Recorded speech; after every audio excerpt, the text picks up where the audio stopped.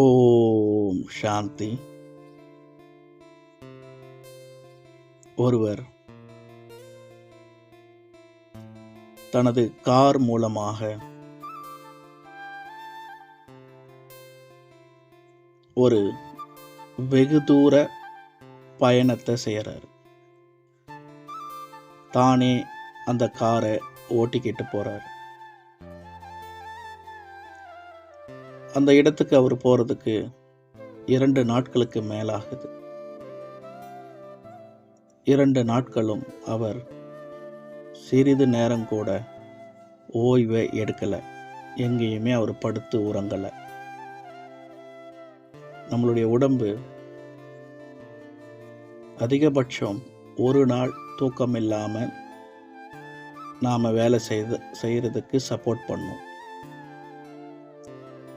அது 2வது நாள் ஆனால் உடம்பு இது கெடுதல்ன்றதை புரிஞ்சுக்கிட்டு வலுக்கட்டாயமாக நமக்கு தூக்கத்தை கொடுக்கும்.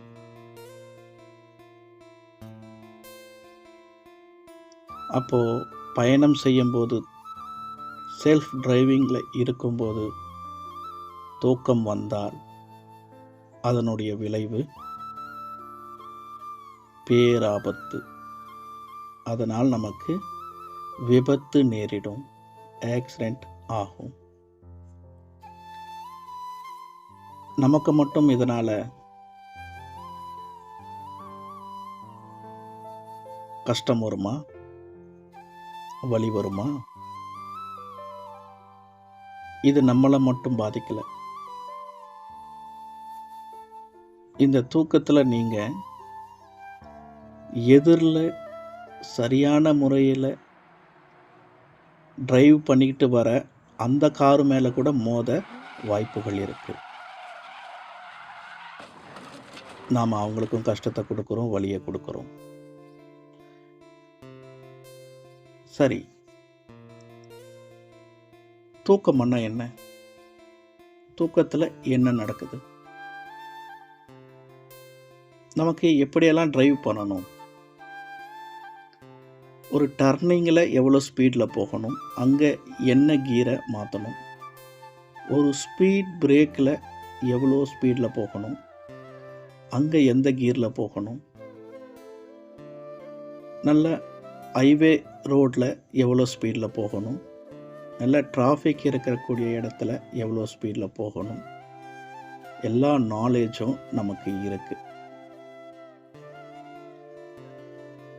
அதெல்லாம் நமக்குள்ள இருக்கு. ஆனால் தூங்கும்போது என்ன நடக்குது? நம்மளே நாம மறந்துடுறோம். நான் விழிப்பில் இருந்தால் தான் எனக்கு தெரிஞ்ச எல்லா இன்ஃபர்மேஷனும் விழிப்புக்கு வரும். இங்கே என்னையே நான் மறந்துருக்கிறேன். அப்போ எனக்கு தெரிஞ்ச இன்ஃபர்மேஷனும் தகவல்களும் மறந்து தான் இருக்கும், ஞாபகத்துக்கு வராது.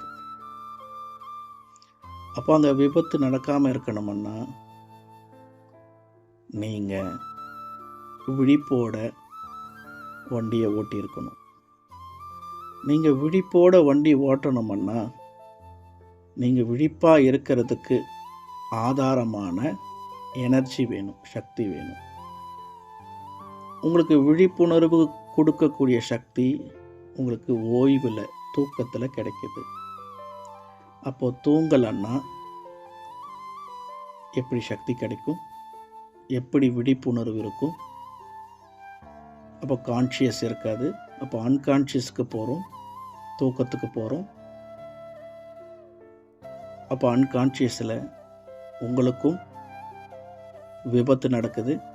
நீங்கள் இன்னொருத்தருக்கும், அவர் பாட்டுக்கு அவர் சரியாக வண்டியை இயக்கிட்டு இருக்கார் இல்லையா, அவருக்கும் சேதத்தை கொடுக்குறீங்க.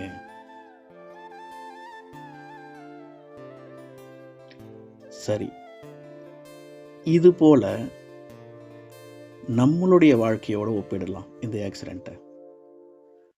நாமளும் இந்த வாழ்க்கை என்ற பயணத்தில் வாழ்ந்துட்டு இருக்கிறோம், பயணம் செஞ்சுட்டு இருக்கோம்.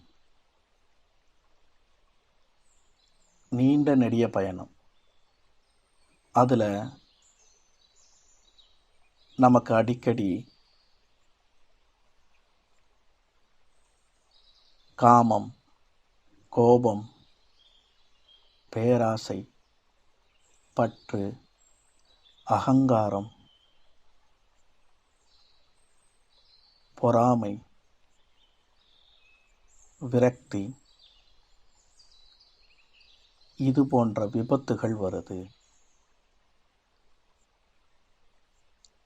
இதனால் நான் எனக்கு மட்டும் சேதத்தை கொடுக்கல, என்னை சுற்றி இருக்கிறவங்களுக்கும் சேதத்தை கொடுக்குறேன், வலியை கொடுக்குறேன். அவங்கவுங்க பாட்டுக்கு அவங்கவுங்க ஆனந்தமான வாழ்க்கையை வாழுறாங்க. ஆனால் நான் அவங்க மேலே மோதி என்னுடைய கோபத்தை, என்னுடைய காமத்தை, என்னுடைய அகங்காரத்தை, என்னுடைய பொறாமையை அவங்க மேலே செலுத்துகிறேன்.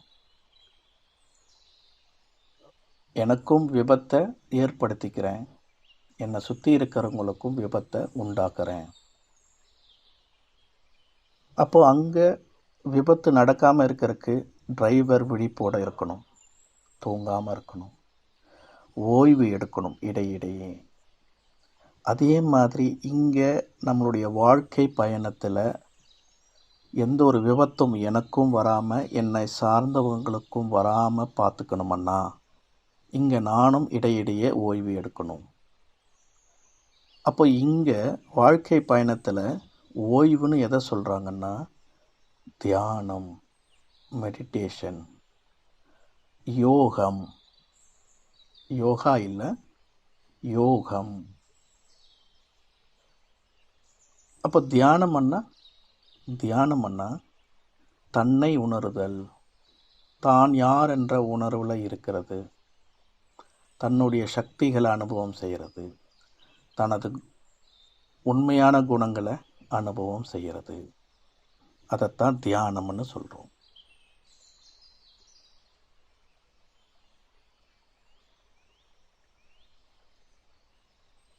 சரி, தியானம்னா தன்னை உணருதல், தன்னுடைய குணங்களை உணருதல், தனது சக்திகளை உணருதல். அப்போ தான் யார், நாம் யார்? நாம் யாருன்னு தெரிஞ்சுக்கிட்டாதானே நம்மளுடைய குணங்களை அனுபவம் செய்ய முடியும். அப்போது நாம் யார்?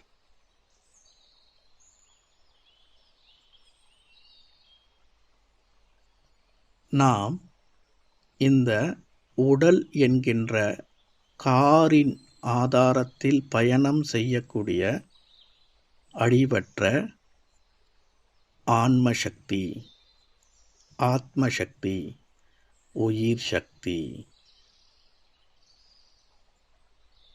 நாம் ஒரு ஆன்மா, சோல். சரி, இந்த உடல் எதால் செய்யப்பட்டது அதை பார்க்கலாம். இந்த உடல் பஞ்சபூதங்களால் ஆனது, பஞ்ச தத்துவங்களால் ஆனது, 5 தத்துவங்களால் ஆனது. நீர், நிலம், நெருப்பு, காற்று, ஆகாயம். உங்கள் 2 கைகளையும் நல்லா உரசும்போது ஒரு சூடு உருவாகும், ஹீட் உருவாகும். அப்போ என்ன அர்த்தம்? உடம்புக்குள்ள சூக்ஷ்மமாக நெருப்பு இருக்கு. சூக்ஷ்மம்ன்றது கண்ணுக்கு தெரியாதது, வெறும் உணரத்தான் முடியும். ஸ்தூலம்ன்றது கண்ணுக்கு தெரியக்கூடியது. அப்போ வெளியில் இருக்கக்கூடிய நெருப்பு கண்ணுக்கு தெரியாமல் இந்த உடலுக்குள்ளே இருக்குது, அதனால் சூடு உருவாகுது. அதே போல் வெளியில் இருக்கக்கூடிய காற்று நம்மளுடைய மூக்கின் மூலமாக உள்ளே போயிட்டு வருது. அப்போ வெளியில் இருக்கிற காற்றும் உள்ளே இருக்குது. அதே மாதிரி நீர், வெளியில் 70% நீர் தான் இருக்குதுன்னு சொல்கிறாங்க, 70-75%.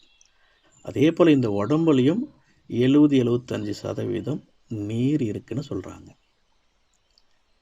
அடுத்தது இந்த ஸ்கின், இந்த தோலெல்லாம் மண்ணால் செய்யப்பட்டது, மண் தத்துவத்துக்கு சம்பந்தப்பட்டதுன்னு சொல்கிறாங்க.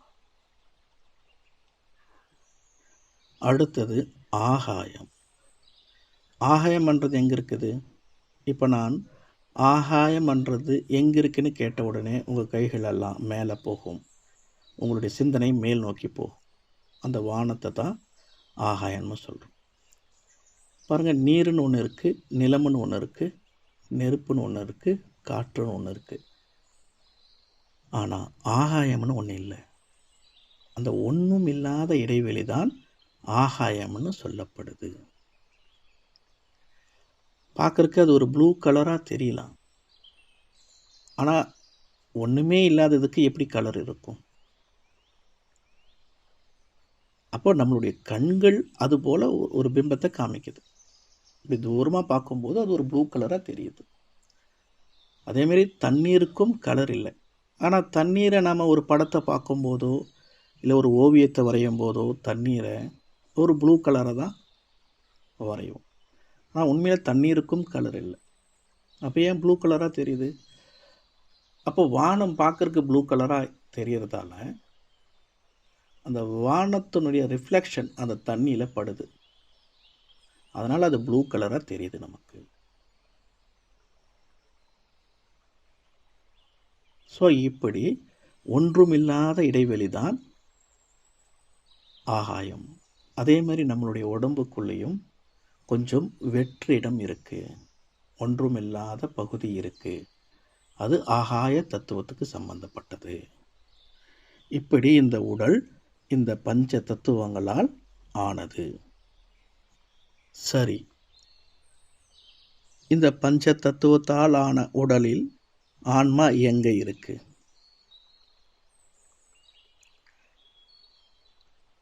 நமக்கு 2 கால்கள் போனால் உயிர் போகாது, 2 கைகள் போனாலும் உயிர் போகாது. 2 கால்கள் 2 கைகள் போனாலும் உயிர் போகாது. 2 கால்கள் 2 கைகள் இல்லாத மனிதர்களை கூட நம்ம பார்த்துட்ருக்குறோம். அப்போது கால்களில் கைகளில் உயிர் இல்லை.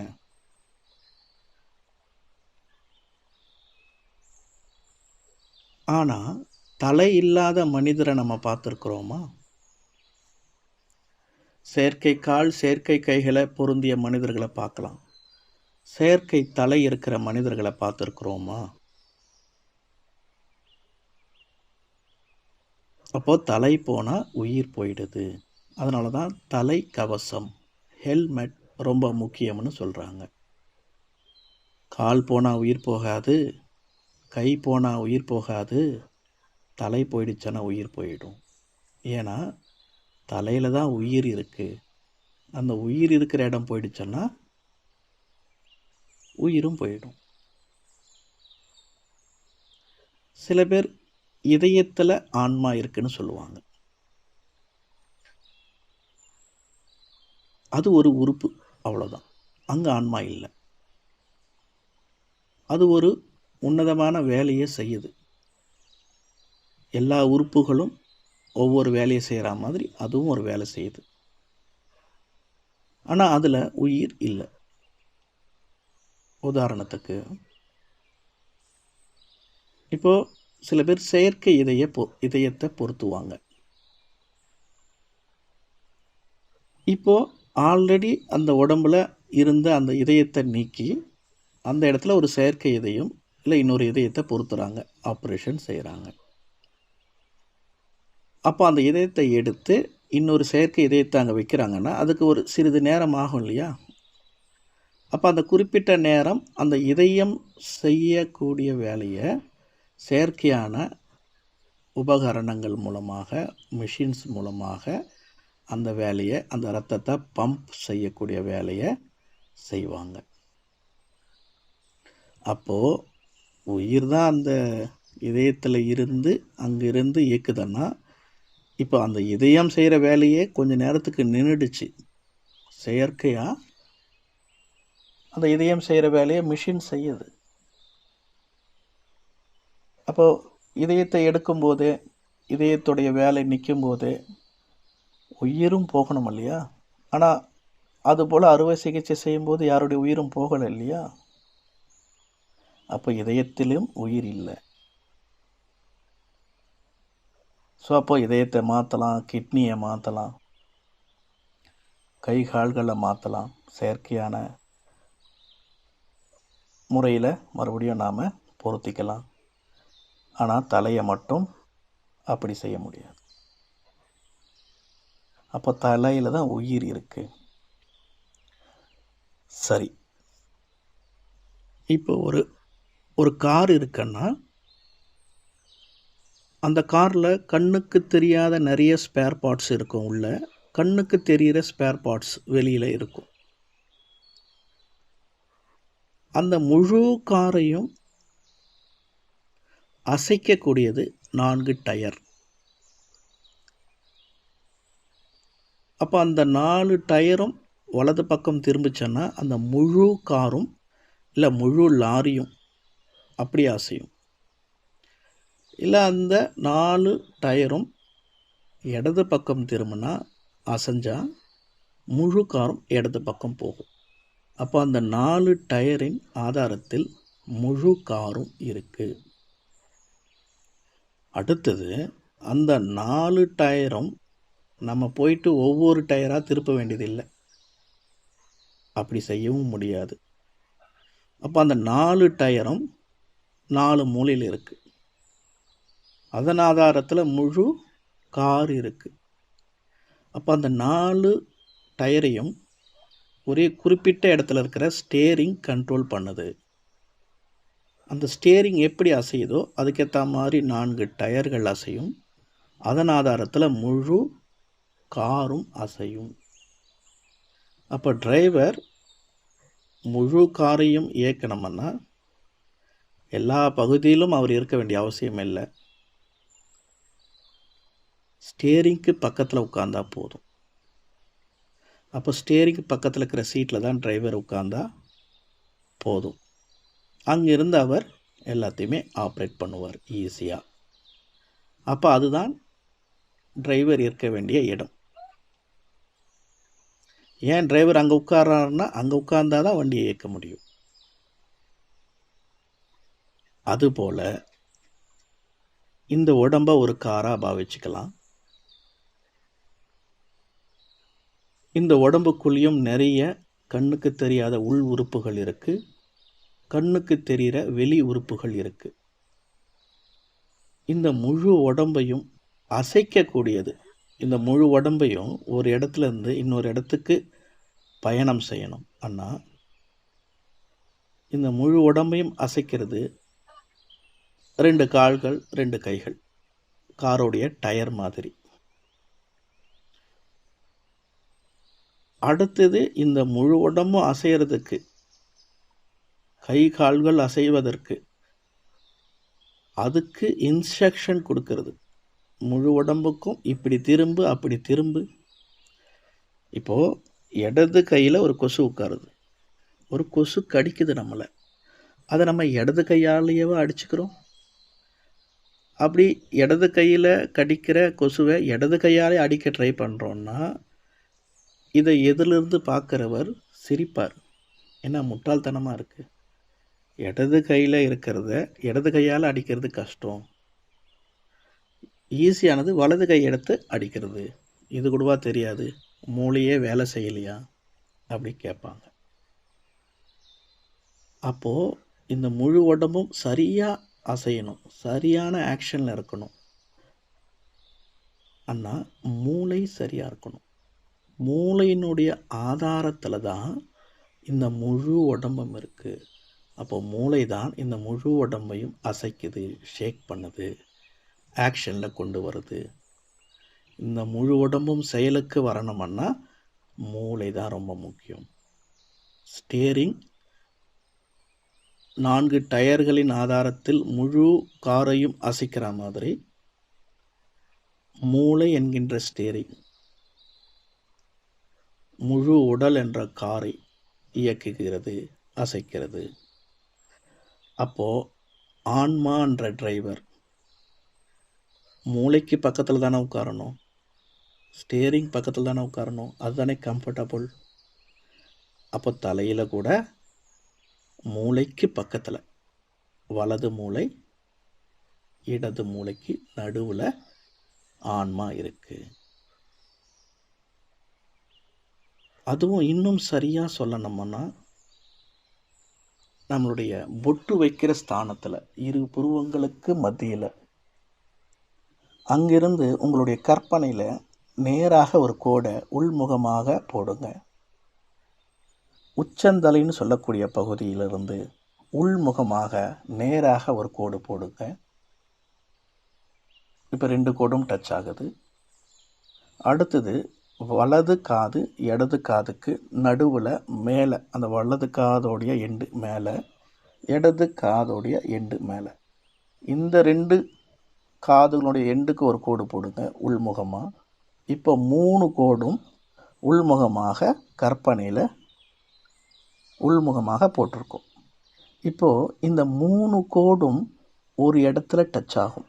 இது போல் நம்ம மெஷர்மெண்ட் எடுத்தால், இப்போ 3 கோடும் தலைக்குள்ள ஒரு பகுதியில் டச் ஆகுது இல்லையா, அந்த 3 கோடும் டச் ஆகிற இடத்துல தான் ஆன்மா, உயிர், ஆத்மா, சோல் இருக்குது.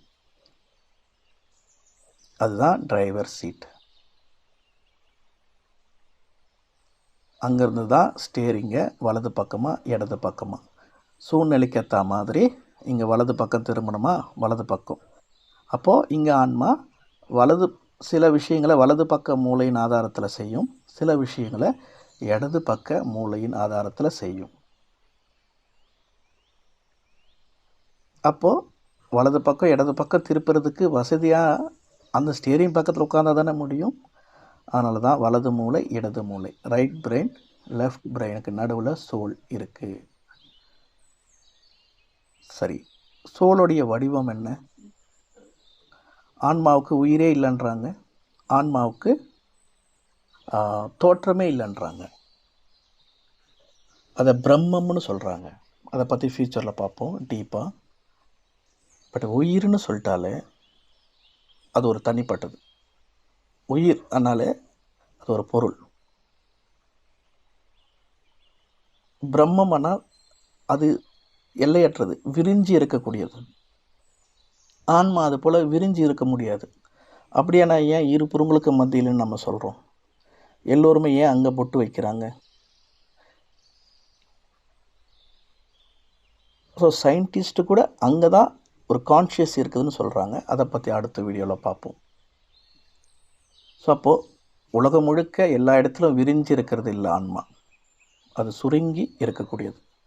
ஒரு சின்ன அணுவை விட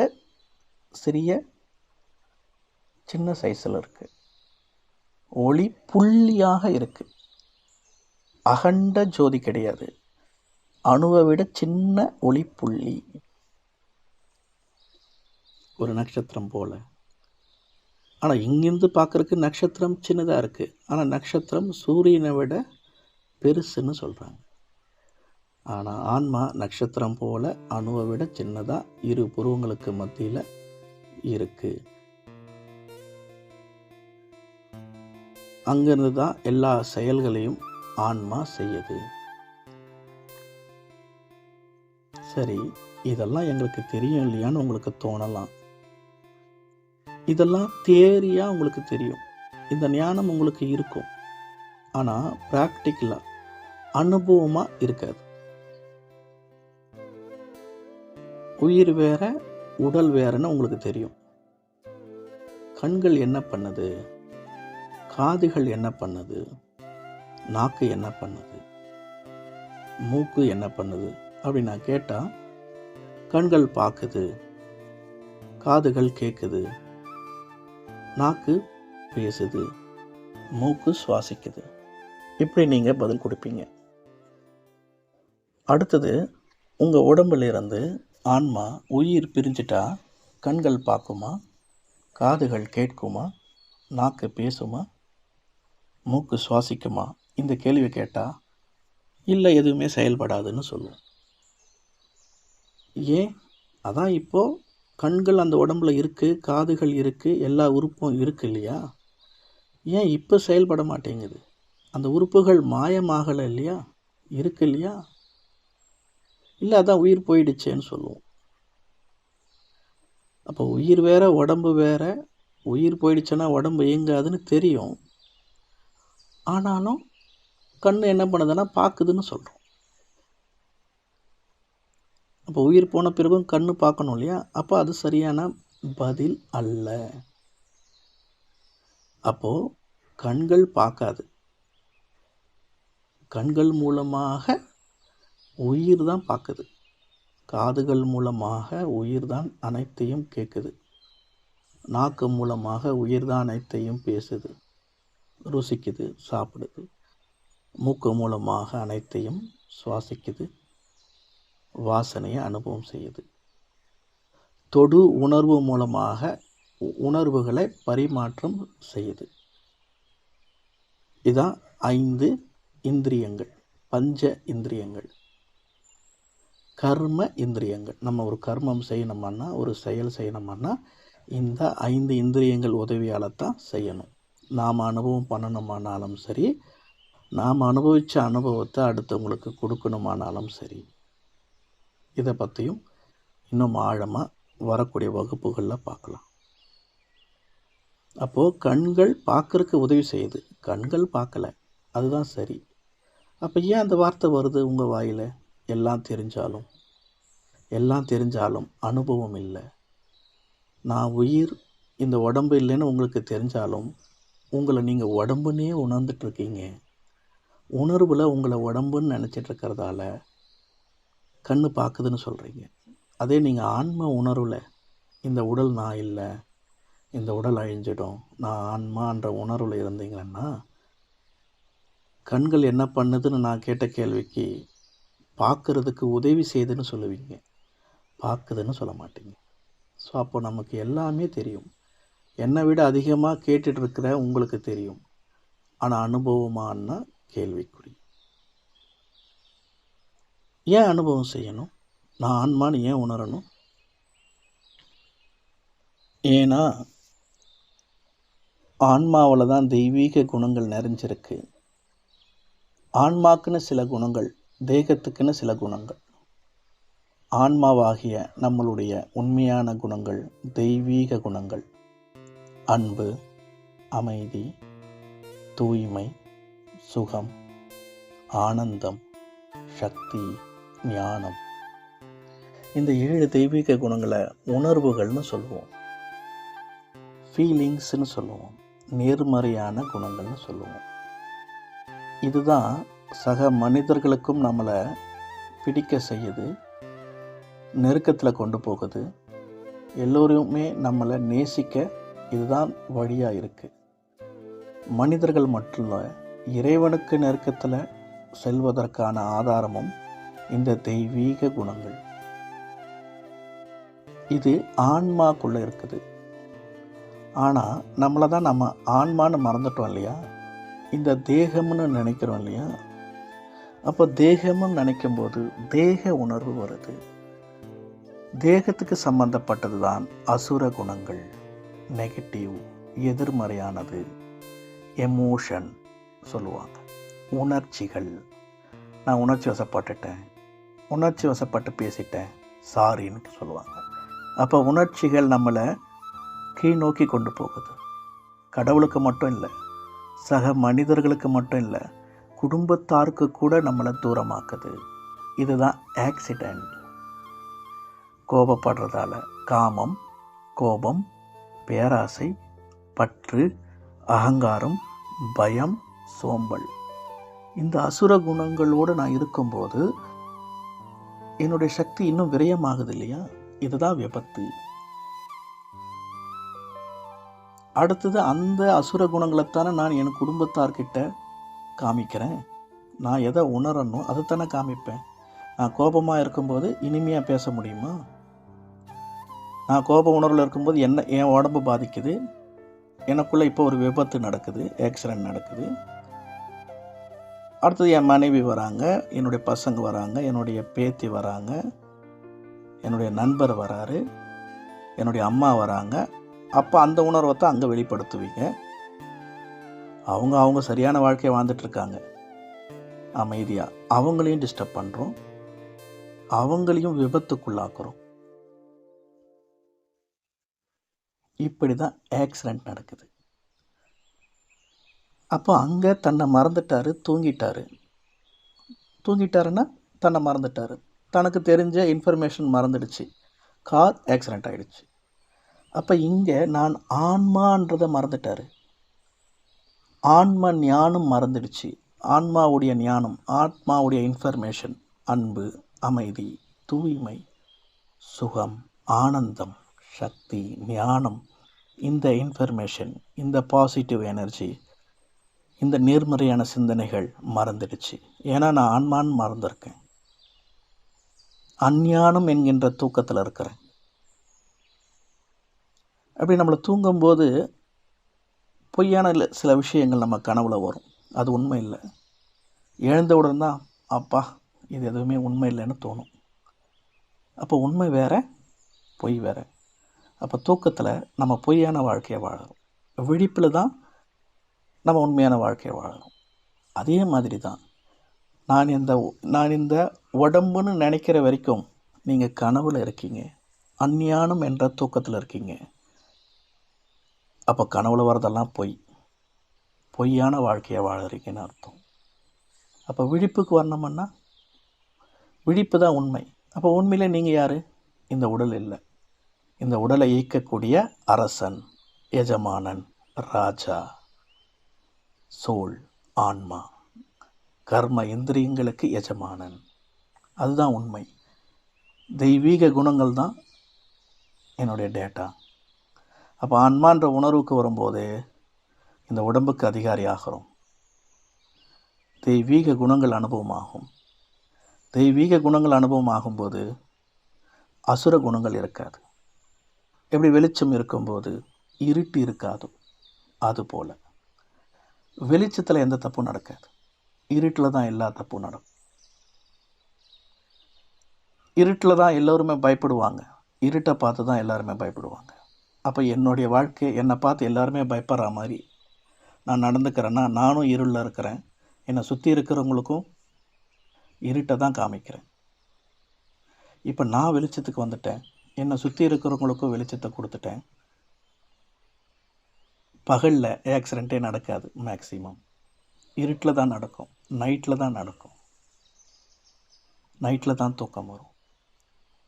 அதே மாதிரி நாமளும் வெளிச்சத்தில் எந்த ஒரு சேதத்தையும் நமக்கும் கொடுத்துக்காம அடுத்தவங்களுக்கும் கொடுத்துக்காம பார்த்துக்கலாம். ஆனந்தமான வாழ்க்கையை வாழலாம். இதைத்தான் தியானம்னு சொல்வோம். ஆன்மா எவ்வளவு அதிசயமானது. உலகத்தில் எவ்வளவோ அதிசயங்கள் இருக்குது. ஆனால் எல்லாத்தை விட பெரிய அதிசயம் ஆன்மா. அவ்வளவு பெரிய யானை நடக்குது, ஓடுது. அவ்வளோ வெயிட் இருக்கிற ஒரு யானை, அது ஒரு அதிசயம். அவ்வளோ பெரிய வெயிட்டை அணுவை விட சின்ன ஆன்மா இயக்குது. பறவைகள் மேலே பறக்குது, நம்மளால் முடியல. நம்ம பறக்கணுமானா ஒரு ஹெலிகாப்டரும் ஏரோப்ளேனும் தேவைப்படுது. ஆனால் பறவைகள் பாருங்கள் எவ்வளோ பெரிய அதிசயம். அதுக்கு காரணம் அந்த பறவைக்குள்ள இருக்கிற கண்ணுக்கு தெரியாத சூக்ஷமமான ஆன்மா, அணுவை விட சின்ன ஆன்மா. அப்போ இதுதானே அதிசயம். ஆனால் அது மனிதனானாலும் சரி, பறவையானாலும் சரி, விலங்கானாலும் சரி, ஆன்மா பிரிஞ்ச அடுத்த வினாடி மனித உடலும் செயல்படாது, மிருக உடலும் செயல்படாது, பறவையும் செயல்படாது. இதுதான் அதிசயம். அப்படிப்பட்ட ஆன்மா நாம. ஆன்மா பிரிஞ்ச பிறகு இந்த உடல் அழுகத் தொடங்கும், துர்நாற்றம் வீசும். அதுக்கப்புறமா கொஞ்சம் கொஞ்சமாக உடம்புல இருக்கிற பஞ்ச தத்துவங்கள் வெளியில் இருக்கிற பஞ்ச தத்துவங்களோட கலக்கும். ஆனால் ஆன்மா அழியாது. ஆன்மா இருக்கிற வரைக்கும் இந்த உடம்புல எந்த துர்நாற்றமும் வீசலை. அப்போ ஆன்மா எவ்வளவு பரிசுத்தமானது! அது ஒரு தெய்வீகத்துக்கு சம்பந்தப்பட்டது, தெய்வத்துக்கு சம்பந்தப்பட்டது. அப்படிப்பட்ட பரிசுத்தமான ஆன்மா நான் என்ற உணர்வில் இருக்கும்போது எப்படி விபத்து நடக்கும்? தனிமையில் தினமும் அடிக்கடி இந்த வாழ்க்கை பயணத்து நடுவில் தினமும் ஓய்வு என்ற தியானத்தை ப்ராக்டிஸ் பண்ணுங்க. நான் மேலே சொன்ன எல்லா விஷயத்தையும் உள்ளுக்குள்ள அசை போடுங்க. அந்த உள்ளுக்குள்ள அசை போடுறது தான் தியானம். உள்முகமாக இருந்து மேலே சொன்ன எல்லா விஷயத்தையும் ஆத்மார்த்தமாக நினைவு செய்யும்போது ஆத்மாவுடைய குணங்கள் மேலோங்கும். இதுதான் தியானத்தினுடைய முதல் படி, ஆன்ம சிந்தனை. அடுத்த கிளாஸில் இன்னும் ஆழமான ரகசியங்களை பார்ப்போம். ஓம் சாந்தி.